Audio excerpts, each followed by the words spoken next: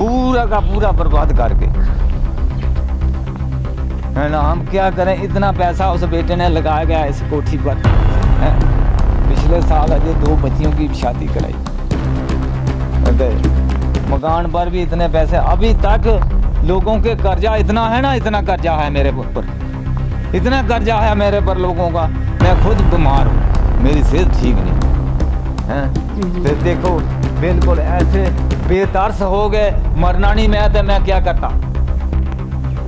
देखो उन्होंने क्या बेतरस हो गए, इस मकान को बर्बाद कर गया, पूरा लैंडर क्रैक हो गया, ऊपर से पूरी कोठी बर्बाद हो गई। देखो क्या करूं। मैंने बोला मुझे रिक्वेस्ट है आपके आगे, मैं अकेला हूँ, मेरे से मकान नहीं बन पाता है।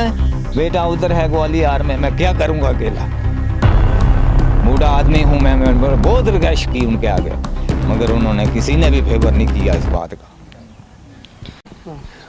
अब्दुल अजीज़ का मकान भी इस वाक़या में गिराया गया था जेडीए के दौरान। अब्दुल अजीज़ खुद घर पे होते हैं, बुज़ुर्ग है ये, और इनका बेटा जो ग्वालियर में इस वक्त फ़ौज में तैनात है, वो फ़ौज में ड्यूटी दे रहे हैं। वो फ़ौज की नौकरी करने के बाद उसकी जो पोस्टिंग है ग्वालियर में है, और यहाँ पर ये खुद घर पर अकेले होते हैं मर्दों में। आपका कोई और बेटा है क्या? नहीं, घर में कौन कौन है आपके साथ? बच्चियाँ हैं, 2 घर वाली है, बच्ची भी वो भी शादी करा दी बच्चियों की।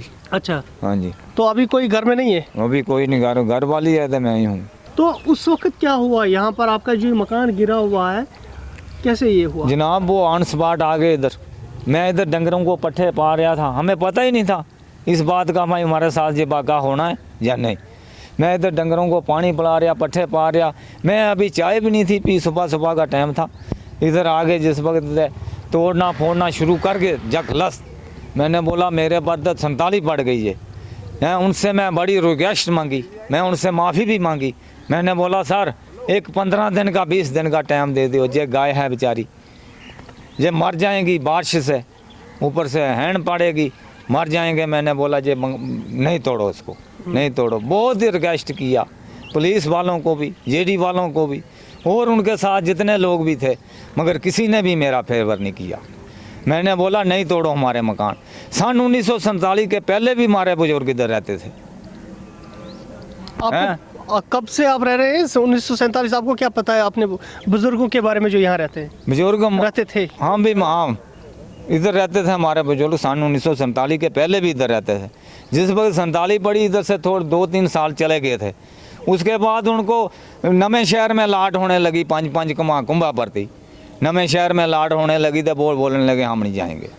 उसके बाद गोल गरजाल में भी उनको लाट होने लगी, वो गोल गरजाल में भी नहीं गए, बोलते रहे हम उधर ही जंगल के साथ जाएंगे, हमें माल मवेशी रखा है, बकरियां गाय भैंस रखी है, हम उधर ही जाएंगे जंगल के पास, हमारा माल चले फिरेगा, उधर खुला रहेगा।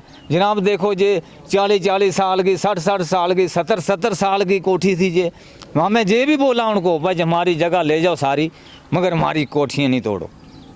बहुत रिक्वेस्ट की उनके आगे, पर नहीं तोड़ो हमारी कोठी। ये जो मवेशी है आपके पास, ये कहाँ होते हैं आप? ये जो घर तोड़ने के बाद जो ये बिल्कुल बाहर ही है जनाब, बिल्कुल बाहर। कल रात एक छोटा सा बच्चा कुत्तों ने खा दिया गाय का, 10 दिन का, 10 दिन का बच्चा बंदा था बाहर। आज इधर को इतने कुत्ते आते हैं, इतने कुत्ते आते हैं, पूरी रात डंगरों के बीच रहता हूँ ऐसे ही चक्कर मारता।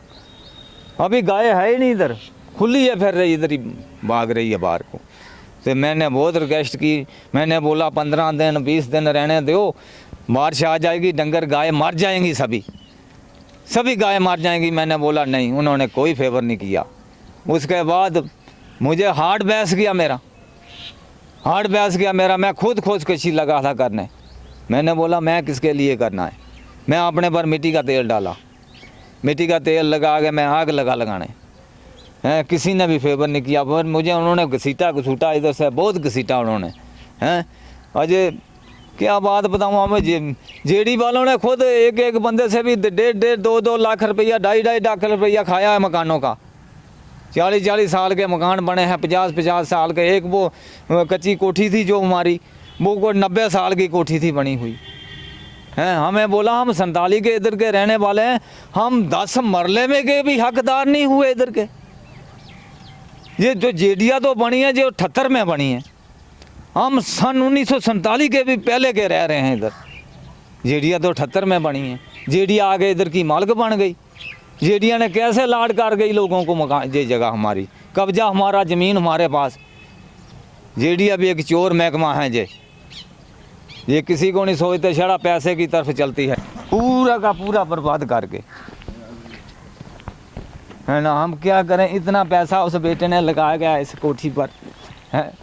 पिछले साल अजय 2 बच्चियों की शादी कराई,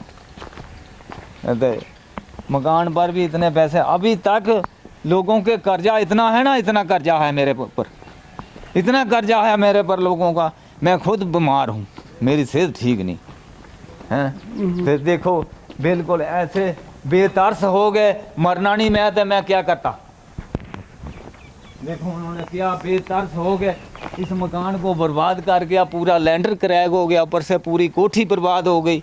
देखो क्या करूं, मैंने बोला मुझे रिक्वेस्ट है आपके आगे, मैं अकेला हूं, मेरे से मकान नहीं बन पाता हैं। बेटा उधर है ग्वालियर में, मैं क्या करूंगा अकेला, बूढ़ा आदमी हूं मैं बहुत रिक्वेस्ट की उनके आगे, मगर उन्होंने किसी ने भी फेवर नहीं किया इस बात का।